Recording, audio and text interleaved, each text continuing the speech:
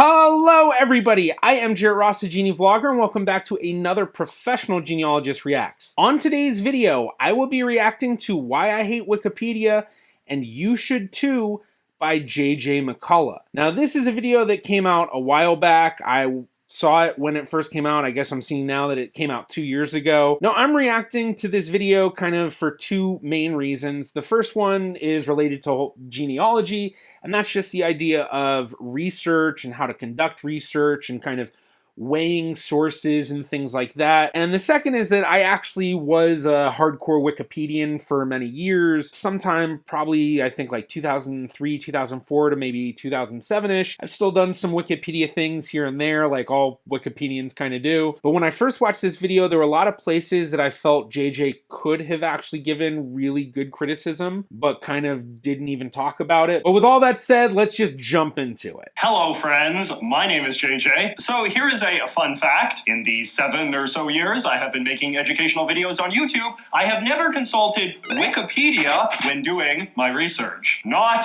even once. In fact, well over a decade ago, long before I even started doing YouTube, I actually installed a website blocking app on my browser so I couldn't visit the site even if I wanted to. I feel like that's just like taking it so far, like block it completely from everything I do. I don't want to even see it come up.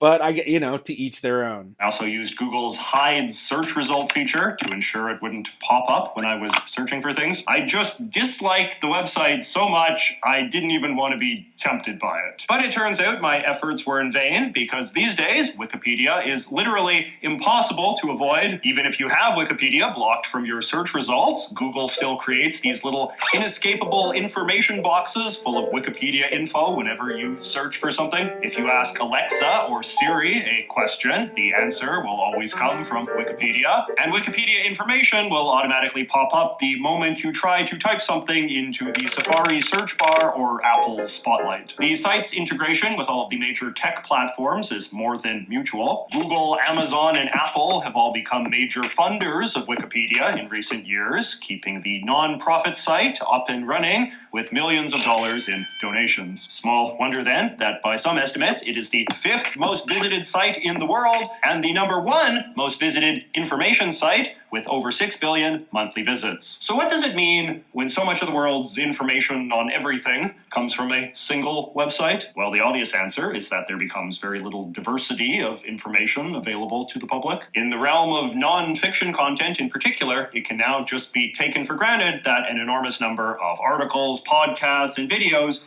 will simply be thinly veiled regurgitations of Wikipedia pages. I have to say that's probably one of the strongest arguments against Wikipedia, and I guess not even against Wikipedia, but maybe more of like the biggest issue of Wikipedia is that it has become so synonymous with everything in terms of learning that a lot of people that go the lazy route about creating content in any sort of form are just regurgitating Wikipedia.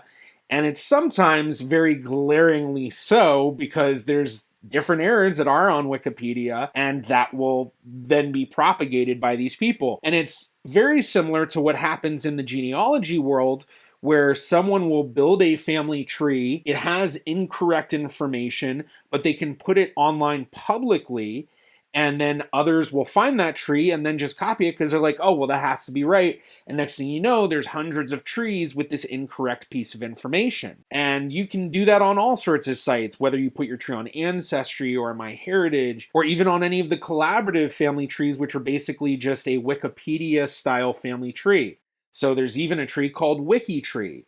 But collaborative trees, the aim with that is actually to try to curb the issues of incorrect information, which is kind of what Wikipedia also does, where it's constantly trying to have the information improved by having as many people with that knowledge putting that in there. It's not just that these copycats repeat the same information, it's that they organize the same information in the same way, cite the same sources, offer the same analysis, use the same narratives, and reach the same conclusions. Let me give you a tangible example. A while ago, I was making a video on American monsters, and I wanted to do some research on Dracula, and I like to listen to podcasts as part of my research process, since they often feature experts talking about a subject that they are passionate about. And as I was listening to this one podcast, where these two guys were discussing the history of the original 1931 Dracula movie, I started to get a bit suspicious. They were rattling off all of these very precise details about the movie's production and anecdotes involving the relationships between the different actors and details about the budget and stuff about what the writers and directors thought about this or that and quotes from film critics. And frankly, the hosts of this particular podcast struck me as far too dopey to have found all of these highly specific factoids on their own. And so I unblocked Wikipedia and loaded up the Dracula movie page, and sure enough, every single fact the podcast guys had shared was lifted from the Wikipedia page, presented in the exact same order. The stories, the anecdotes, the quotes, they had said nothing that hadn't also appeared here. What was presented to me as a couple of amateur experts sharing the history of an important film was really just little more than a couple of guys who clearly knew nothing about anything, offering a broad paraphrase of a single website summary with absolutely nothing new or original added. And this is what consuming information on the internet has become. Even if you strenuously seek to avoid using Wikipedia, you can't escape it because so many people have absolutely no shame about just brazenly regurgitating information from the site. Well, I do agree with JJ on a lot of what he's saying in terms of people just regurgitating everything from Wikipedia. And honestly, that is kind of what people do nowadays. If they want to learn about something, they usually just kind of jump to Wikipedia and then that's about it. And that is a big shame. But I think this just kind of comes down to research in general, where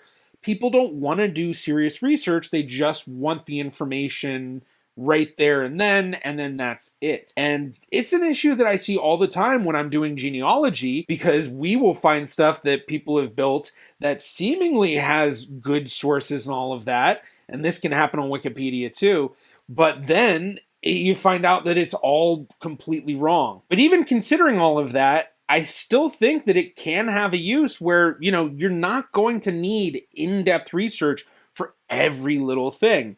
And I know I've looked at Wikipedia for all sorts of stuff for just quick snippets. So, looking up an actor and seeing what films was that actor in. But just a quick reference point. Not everything has to be some sort of highly researched academic sort of thing. Sometimes people just want to learn a piece of trivia really quickly, and maybe Wikipedia isn't always correct. But then again, books and articles and all sorts of other types of content constantly get things wrong as well. And so I feel like, you have to constantly always weigh every piece, no matter what source you're getting it from. So if you're just looking for a quick fact, I don't see an issue with going to Wikipedia versus going to a physical encyclopedia, or even hearing the information on a podcast. And then you're like, oh, okay, cool, but you don't need to research it any further. So definitely not cool to just be using Wikipedia for your only research, especially if you're creating content or, trying to actually research something in depth. But there still is a really good use for it. And even if you are researching something in depth, I still think Wikipedia has a use.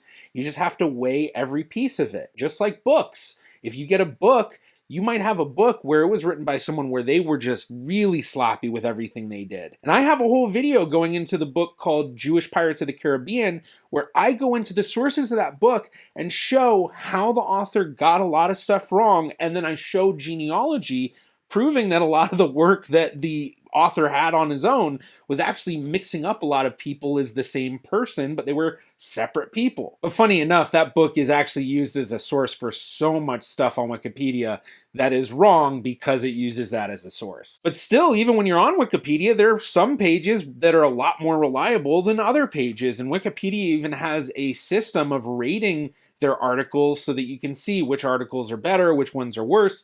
Doesn't necessarily mean it's more accurate necessarily, but it's more that it fits certain guidelines. All of those blogs sharing obscure facts about crazy places, or YouTube channels telling you wacky stories from forgotten history, they might seem like they're the product of a creative individual's independent research, but if you cross-reference their subject with the corresponding Wikipedia page, the odds are high that you'll find that they too are sharing nothing beyond what Wikipedia has. At best, a staggeringly high percentage of information on the internet these days even including news reports and the mainstream media, merely consist of well-curated selections of Wikipedia content. Now, this matters for a few reasons. One is that we should be deeply concerned about knowledge being monopolized in such a dramatic and unprecedented way. Here's a good quote from the historian Matthew White, who once ran a very good anti-Wikipedia blog. Wikipedia has become the McDonald's/Microsoft/Walmart of information.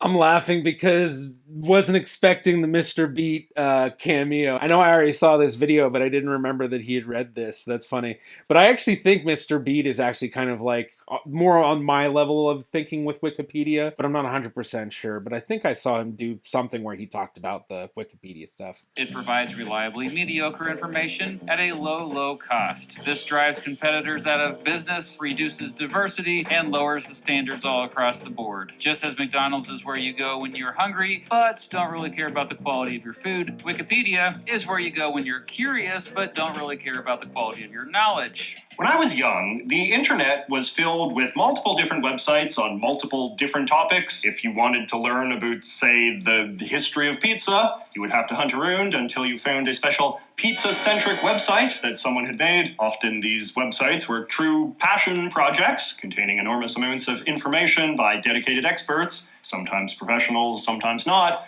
but always presented in a way that reflected a deep and legitimate interest in the subject. I think of websites like Robert Christgau's amazingly thorough guide to American rock music, or Mark Shoemaker's site about Japanese spirituality and folklore, or D. Schemmel's Encyclopedia of World Leaders, or old man Matthew White's Historical Atlas of the 20th century. There used to be a lot of these kind of sites back in the day, but they have slowly faded away over time, and there seems to be little interest in making them anymore, given your average internet user will see no reason to ever visit such a site, since Wikipedia is right there. The fact that so many of the old single-topic sites offered a higher quality of knowledge was ultimately no match for the one-stop-shop convenience of Wiki. See, that's a statement that I don't agree with at all, because while each page is a passion project, that doesn't mean that they're going to be more reliable in their information. So like, what if you end up going and learning all this stuff about some topic because some guy had a website and it's like, oh, this is his passion project. And then you come to find out that he's completely pseudoscience nut job, doesn't have any of that right, and you've basically been led down this rabbit hole of crazy information. So I think this is kind of a weird argument that he's making of like, well, they're more reliable, they're more accurate. Maybe that's not exactly what he's saying. Maybe I'm misinterpreting it, but that seems to be what he's saying. And especially along the lines of kind of talking about like Wikipedia monopolizing information. I don't see that at all. I feel like there's so many ways for people to get information. It's just Wikipedia is an easy way to get it. And even kind of like that quote said, it's like a McDonald's, the fast food of information. You need something quick and easy. Great. And sure, there are a lot of people out there where they just gorge themselves on McDonald's, but you still also have a lot of people who cook at home or go to other restaurants, and it's not like McDonald's is monopolizing food. So it's like, yeah, it's not the highest of quality all the time, but it still can be really good. And same thing, like, you know, comparing these single off websites to some high-end restaurant, well, just because it's a high-end restaurant doesn't mean it's going to be good or that you're going to like it, or it's even reaching the quality that you might think. And it's the same thing with books. You know, you get books from people, just because it's a book doesn't mean that it's going to be reliable and accurate, or even more accurate than a Wikipedia article. And I also wonder if part of this argument right here is that he's more nostalgia based, like with these old websites, than really like, oh, they're high quality information, because I mean, those websites are one single person, maybe a couple of people or whatever, but like, do you really think that there's going to be one person where they have all of the information and like, oh, okay, yeah, these single websites are the best? Or are there maybe better options? Not saying Wikipedia is the better option, but just saying like, that's kind of a odd thing to use as an example of what's so much better than Wikipedia. But part of the reason why I'm thinking the whole nostalgia thing is just because like all the websites he showed have that really old school basic HTML style website look from like, you know, early 2000s, late 90s. But maybe I'm also feeling that because a lot of his content kind of talks about the idea of culture and nostalgia and things like that. So I don't know. So in theory, theory, anyone who wants to can edit a Wikipedia article, and Wikipedia lists as one of its core principles the idea that people should be able to contribute to articles without providing a real name or even registering for an account. This is worrying unto itself, but in any case, in practice, the writing and editing of Wikipedia articles is done by an extremely tiny subculture of largely anonymous, hardcore Wikipedia nerds. In terms of anyone editing Wikipedia, anyone can edit Wikipedia, but there's definitely going to be a high possibility that whatever you do will be deleted unless it fits the Wikipedia policy guidelines. And this is where I think JJ really could have hit a good criticism on Wikipedia, and that's in terms of the bureaucracy of Wikipedia, of how they go through policy and deletion and things like that. There's a lot going on in the background of Wikipedia, and I think a lot of people don't realize how crazy it is when it comes to like the hardcore Wikipedians and like the people that serve on like the AFD arbitration boards and do all of the, they're the admins and the mods and, people running deletion lists. And it's an absolutely crazy system. In fact, a couple of years ago, a friend of mine wrote this great article about a historical figure. And some reason, some guy on there decided that he didn't think it was a good article and he kept trying to put it up for deletion, and she contacted me and basically was like, I remember you said something about being a Wikipedian. Is there anything you can do to help me? And I went through the article and I was like, well, here's the few issues that you do have with the article based on Wikipedia policy. But they're very minor and they're not the type of thing that should lead to a deletion. So I actually went in and almost like a Wikipedia lawyer went and argued the case for why it shouldn't be deleted, then basically put it up to like one of the mediation boards, and then had some people come in and they reviewed it and they agreed with me that yes, this shouldn't be deleted. There are some basic issues with it because it's all very little things, the way you word stuff, what sources you can use. A lot of people don't realize on Wikipedia, you're not supposed to use primary sources. You're not supposed to do your own research, no original research. So it's all secondary sources. But then this becomes an issue because the people that are experts on topics or are doing the research, if people find out that they are editing Wikipedia, then their edits can be reverted because you're not supposed to be doing original research. As well, people tied to the subject aren't supposed to be editing it. So if you go into the whole Wikipedia rules and all of that, it gets really crazy. And that's where I think you have the biggest issue with Wikipedia is not necessarily that it's too monopolized of information, but honestly, that they're too restrictive of what they allow onto Wikipedia. And this goes into a big debate that kind of is what forced me to leave Wikipedia, which was the deletionists versus the inclusionists, which I was an inclusionist, which basically the concept was that we should be more inclusive of different articles and we shouldn't be so harsh to delete.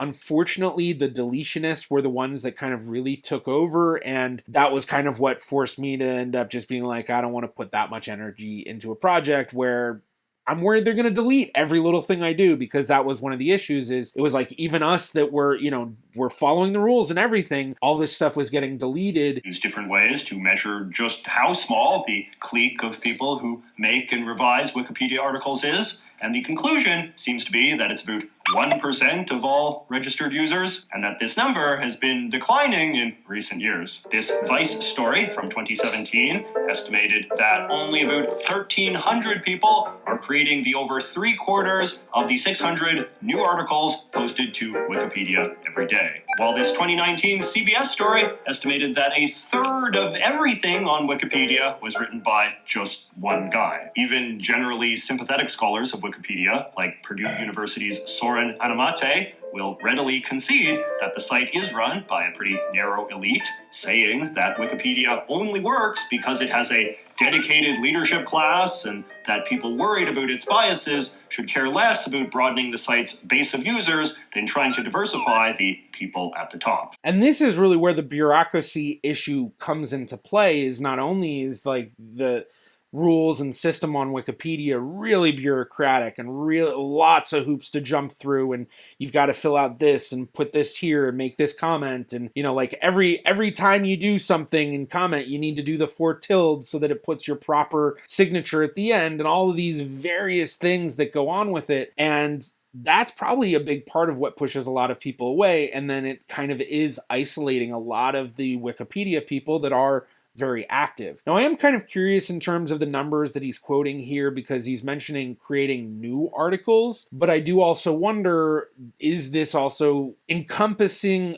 articles that are already written but being improved? Because that's a big part of what a lot of people do on Wikipedia is they're improving articles that are already there. It's a lot harder to create new articles. Most new articles that are created probably end up getting deleted because they're going to fail the measurements of notability. So that's kind of the whole idea, is it has to be notable enough to have a Wikipedia article about it. And who are the people at the top? Well, the conclusion of those who have crunched some of the publicly available data, which Wikipedia tries to keep to a minimum, seems to be that it is mostly people who resemble this guy, a few middle-aged white male Americans with a lot of free time on their hands, but no real credentials for creating the world's leading repository of knowledge beyond that. This lack of diversity might not come as a great shock, considering that other researchers have found that the Wikipedia elite have been generally quite good at erecting complicated bureaucratic rules around themselves to consolidate their power, intimidate newbies, and just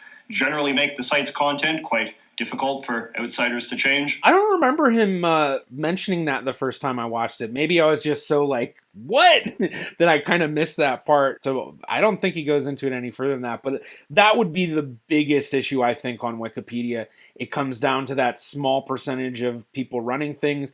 But more than that, the bureaucracy that kind of holds it all up. Anyone who has tried to edit a Wikipedia page will know that the experience is often something akin to going to the grocery store and trying to rearrange the shelves. No matter how well-meaning and logical your changes are, they will not be appreciated and in all likelihood quickly undone the moment you leave. A 2013 study by several American academics was so discouraged by the cliquish, defensive, and unaccountable culture of the Wikipedia elite, which they called a case of socio-technical gatekeeping, that they offered this snippy conclusion: Wikipedia has changed from the encyclopedia that anyone can edit to the encyclopedia that anyone who understands the norms, socializes him or herself, dodges the impersonal wall of semi-automated rejection, and still wants to voluntarily contribute his or her time, can edit. But this is really the big thing, especially understands the norms. And that's a big part of it. When it came to arguing on Wikipedia, if you could cite Wikipedia policy pages,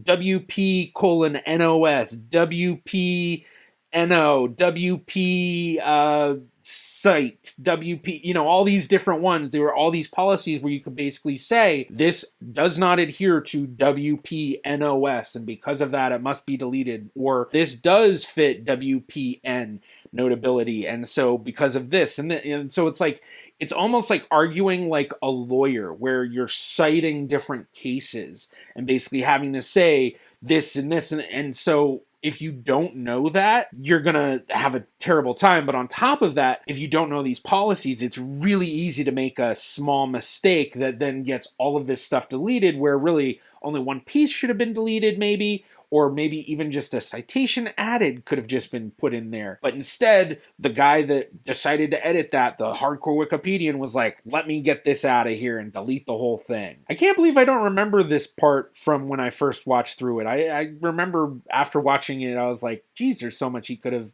hit on, but it's kind of hitting on the stuff that I had in my mind that I thought he didn't have. Now, I'm not somebody who thinks that Wikipedia is full of lies or anything that dramatic, although the general factual accuracy of the articles does tend to vary quite a bit based on how much the editorial clique cares about a given topic. Same as books, same as articles that you read in magazines or newspapers or whatever, same as videos or podcasts or single website passion projects by people. They're going to vary in quality and how much you can believe in the trust the information. The same thing that we do when it comes to family trees and genealogy. When we do genealogy and we're trying to find a family tree or build upon something, you're going to find other people who have built those trees and they post them all over the place. But you have to vet every single one, and you'll have some trees that on the surface might look, oh wow, this is amazing. But then you go into the sources and all of a sudden you realize this person didn't know what they were doing. There's 4 different citations citations for the 1940 census for the same person, and there's no way they could have been living in 4 different places at once, and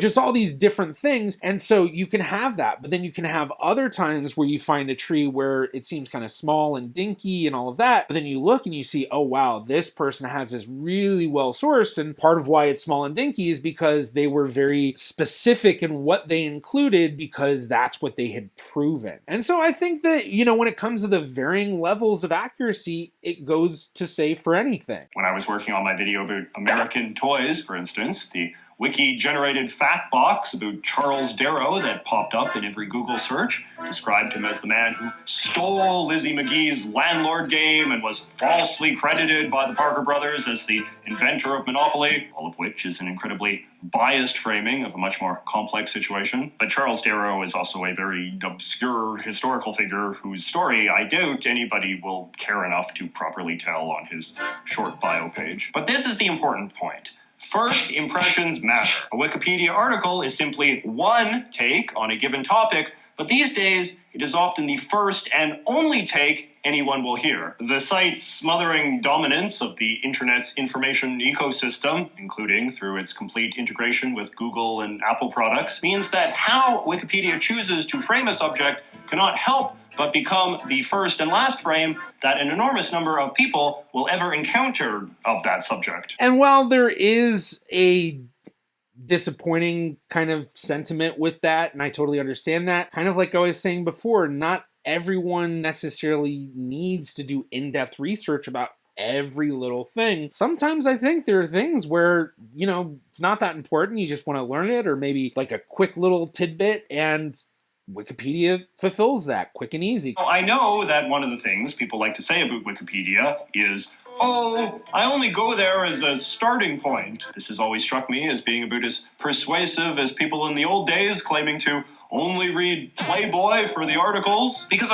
if Wikipedia competitors are largely non-existent, then it is hardly obvious where all of these people are going after Wikipedia to flesh out or corroborate what they learned. The sources in the bio, or the bottom, the bibliography, there's all sorts of stuff in there. That's what I use as a jumping off point, and it can be a great way to see what books are available, what articles are available. So I'm not quite sure why he thinks there's not anything out there. Maybe there's not so many single passion project style web pages from, the early 2000s, but there's still a lot of stuff that they're citing. As a genealogist, I'm researching all over the place, and I'm constantly having to find all sorts of different things to get into the history. And honestly, I feel like he's missing out on a lot of the information world that's out there. For one, there are so many historical societies that will have their own pages on certain towns or cities or regions or counties or, wherever they may be. As well, there's tons of Facebook groups all about certain historical places and sometimes pages as well. And especially in terms of genealogy, there's all sorts of genealogy societies. You also have tons of archives and all sorts of different groups that help push information. Plus, so many weekly publications and newsletters and peer-reviewed articles and peer-reviewed journals, and there's so many places that information's coming out. So I'm kind of blown away that he's well, where are you gonna go from there? It's well, there's so many places. And that's the whole idea, is that it helps you start. If you're not quite sure where to start, or even not where you need to start, but maybe you're stuck. Maybe you're man, I can't find something. Maybe let me look and see what's in the bibliography here. What else is there that I can look into?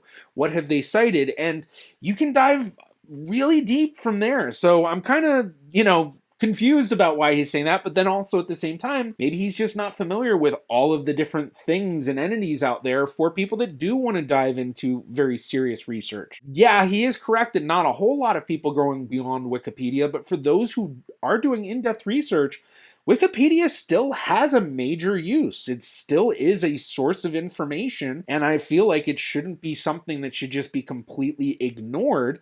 It should just be reviewed in the same way that any piece of literature of information is reviewed. So I don't feel that there's necessarily a reason to just completely ignore Wikipedia just because it's oh, well, so many people, they only use Wikipedia. It's like, well, yeah, that's going to happen, but still doesn't mean there's not a use for it. You may recall that I called Wikipedia the world's #1 information website. Well, what's the second? SimilarWeb, a web analytics company, lets you sort the internet's most popular sites by category. And when it comes to the genre of reference materials, dictionaries, and encyclopedias, you have to scroll through a lot of definition sites and translation apps before you find another comprehensive encyclopedia-type website. Britannica.com is pretty much the only other site on the net that even approximates Wikipedia's ambition, and it's not even in the world's top 1,000 sites. But why do you need to have another encyclopedia to do more research like that? Like, they can both be used too. Like, I don't know. The point here, I don't feel like is that strong.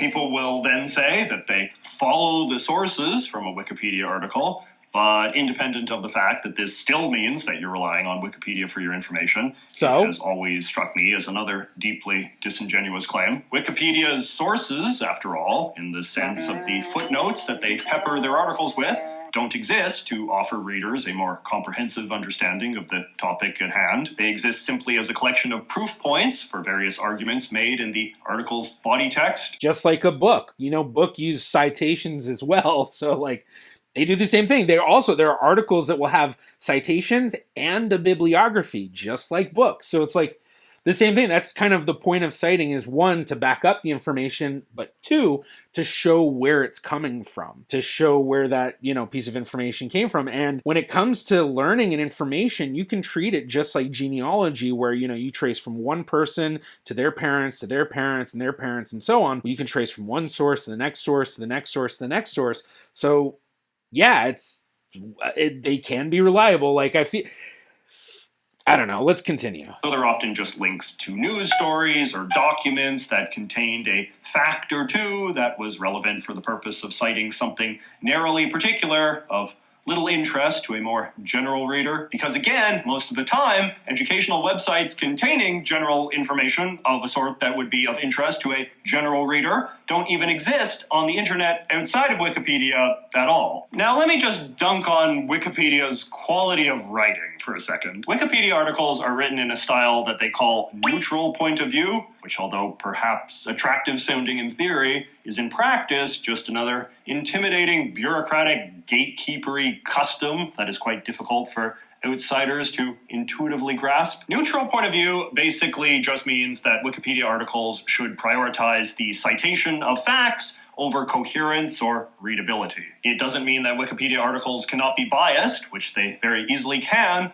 but rather that any information you communicate to the reader should be delivered as awkwardly and robotically as possible. Since no priority is given to clarity, relevance, readability, or any other helpful quality of communicating knowledge, Wikipedia articles tend to be long and bloated rambles where editors have crammed in whatever random factoids happen to interest them for one reason or another. This bloat is then easily mistaken for comprehensiveness, which helps contribute to the idea that a Wikipedia article contains everything that can be possibly said on a topic, and thus there is no reason to bother trying to compete with it. See, but that's a sentiment that I feel like is only something a few people would think. I think for the most part, people are just kind of like, they just want a piece of information. They go to Wikipedia, they get it. I don't feel like a lot of people are going to Wikipedia and going, this is the most comprehensive way that we'll learn about this. And at the same time, too, I think it's kind of funny that it's like, bloated information is the way he's calling it. But then for some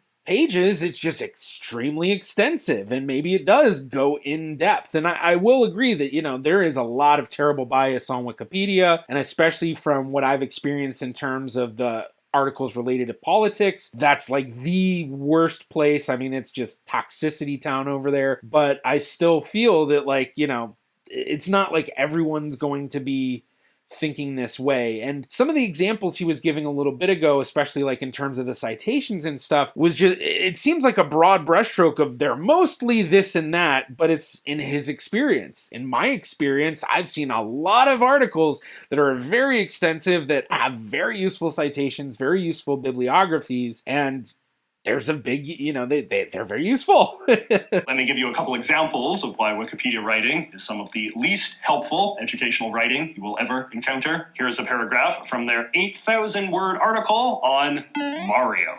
Super Mario Sunshine was the first Nintendo with Satoru Iwata as the CEO of Nintendo, who succeeded Hiroshi Yamauchi. The game's original concept did not feature Mario, as the developers believed the role was too out of the ordinary for such a character. Later on, when they used a generic man for the role instead, they believed having a realistic person alongside a character like Mario would cause incongruity, and was ultimately changed to Mario instead.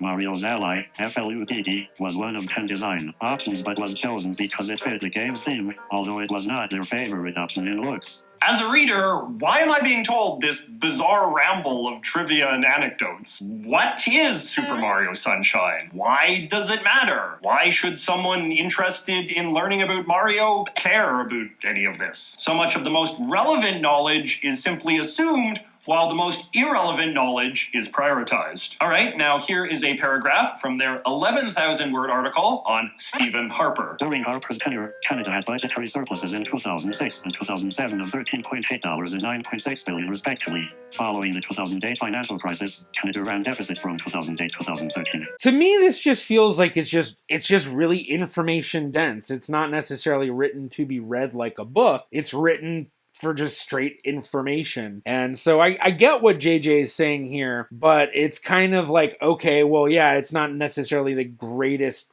writing ever. And yeah, I'm sure these examples here he's using are probably some of the worst ones possibly, but like it's like, okay, well, it's just information. Like, you know, that's all it's about, is just kind of conveying information. Again, why is it essential for me to know so many specific numbers to understand who Stephen Harper is and why he matters? Imagine how much more efficient it would have been to just say, though Stephen Harper's 9 years in office saw a mixture of budget deficits and surpluses, he was generally praised for his management of Canada's finances, particularly during the Great Recession. And what he's arguing here is exactly what happens on the back end of Wikipedia, because people can go in and change these things that they're like, this is terrible.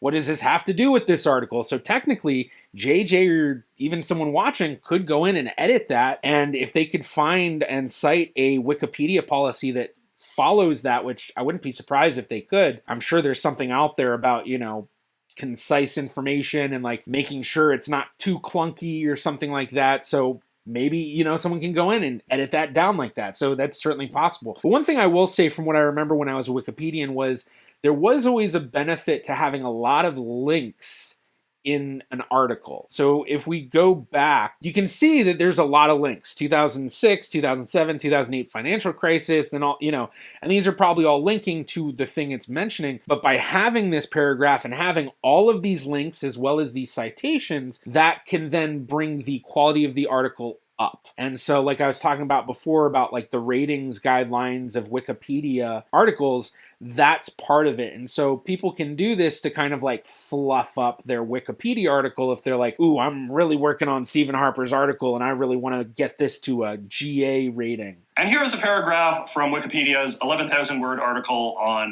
Vancouver. The Vancouver School of Conceptual Photography, often referred to as photoconceptualism, is a term applied to a grouping of artists from Vancouver who achieved international recognition starting in the 1980s. Now, one of the things I will say too when it comes to stuff like this is when you have articles that have a very wide capture of what it encompasses, so like a city like Vancouver, well, there's a lot to it. There's the history, there's the people, there's the transportation, there's the, you know, every little piece.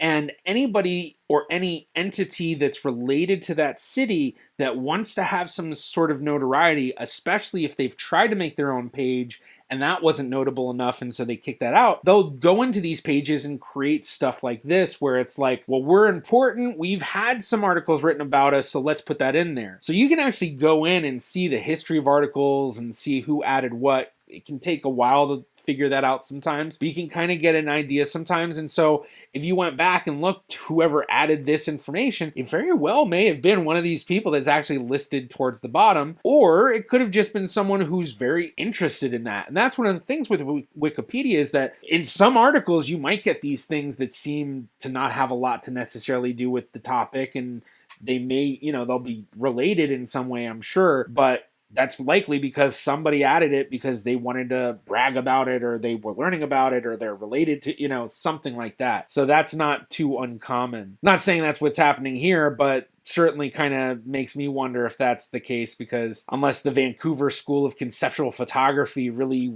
made some sort of a big impact in some sort of way, it seems random that it's like, yeah, learn about this. So I do get his point in some ways, but at the same time, it's kind of like, I understand what's happening here. This is a classically muddled Wikipedia paragraph that is obviously trying to mediate some sort of feud between editors who cannot agree if Vancouver conceptual photography is a thing or not. We are told of the controversy and given the names of photographers who may or may not be part of a school that may or may not exist, but we are never told what Vancouver conceptual photography actually is or why anyone should care about it. So at the beginning of this video is now, there is a link, the Vancouver School, and that's part of Wikipedia, is that they will say, this is not appropriate for this article, put it in the main article, or we are only allowing this much. So what he said in terms of, agreement between arguing editors, that could be the case. But to learn more about it, you click the Vancouver School link.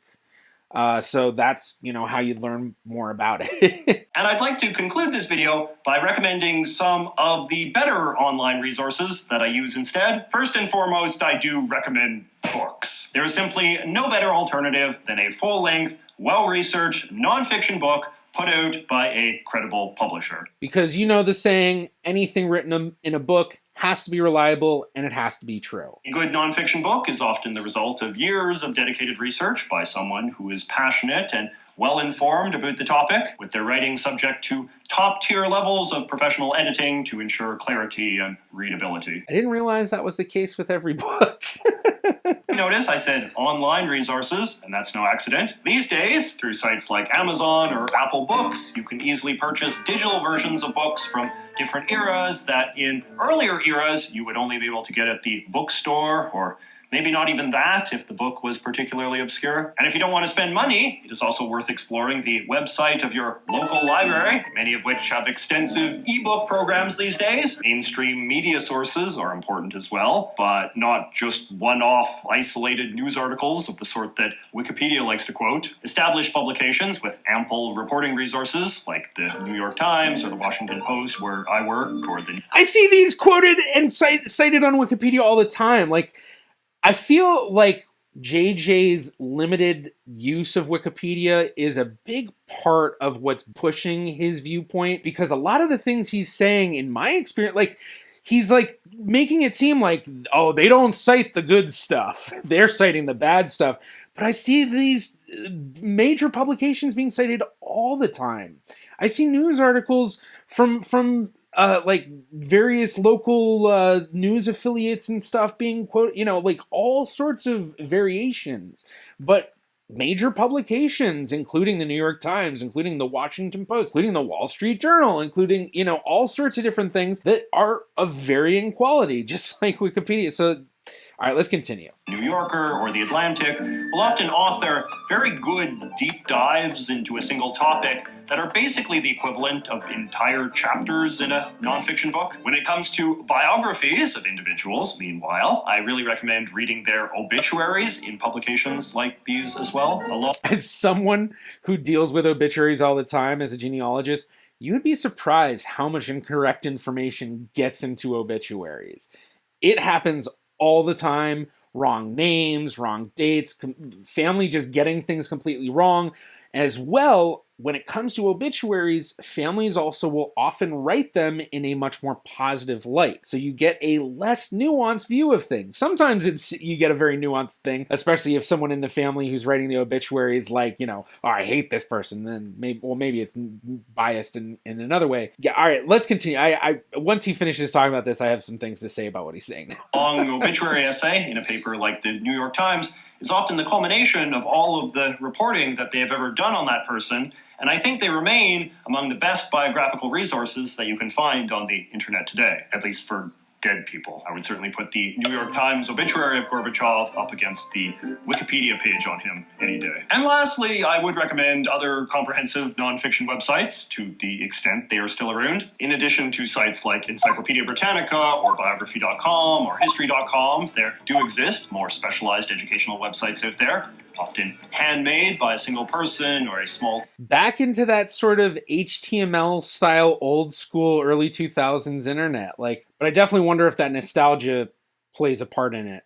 Team who is dedicated to sharing their high-level, in-depth knowledge of a given subject with the world. You do have to hunt around a bit to find these sorts of sites these days, and obviously you should always make a personal assessment of how credible the author is. And this is something that you should do for everything. And I totally understand in terms of the point that Wikipedia is a amalgamation of many people, technically just that small group, but I still imagine there's a lot of people doing a lot of edits on Wikipedia. But no matter what you're getting, whether it's a book, whether it's a newspaper article, whether it's a podcast, whether it's one of these sites, you need to go into each thing that you're getting information from, and if you're doing in-depth research, you need to learn about the history of that information. Where is it coming from, and is it trustworthy, and what can you use to gauge that, which a big part has to do with the sources as well. At the very least, these sites tend to invite that sort of scrutiny by having the authors state clearly who they are and what their background is, which is a vast improvement over Wikipedia's anonymous and unaccountable writer model. If we care about competition, I think it is very important that we support these sites, just as we should support small businesses in our community rather than just shop at the big box store. Now, when I was a kid, we were sold a promise of the internet as a place that was infinitely rich with information,